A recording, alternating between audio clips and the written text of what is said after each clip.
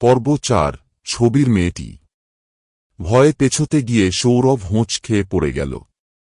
ছায়াটা ধীরে ধীরে স্পষ্ট হল। সামনে দাঁড়িয়ে আছে রূপা।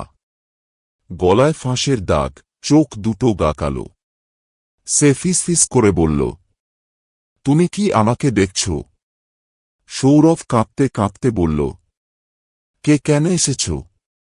রূপা এগিয়ে এল, ফিসফিস করে বলল, আমি ফিরে যেতে চাই। আমাকে মুক্তি দাও। সৌরভ বুঝতে পারল সে শুধু আটকে পড়েছিল, আর কেউ তাকে মনে রাখেনি। সে মোমবাতি জ্বালিয়ে রূপার জন্য প্রার্থনা করল। হঠাৎ বাতাস স্তব্ধ হয়ে গেল, সবকিছু শান্ত। পরের দিন ছবিটার দিকে তাকিয়ে সৌরভ হতভম্ব হয়ে গেল। রূপার ছবি হঠাৎ উধাও।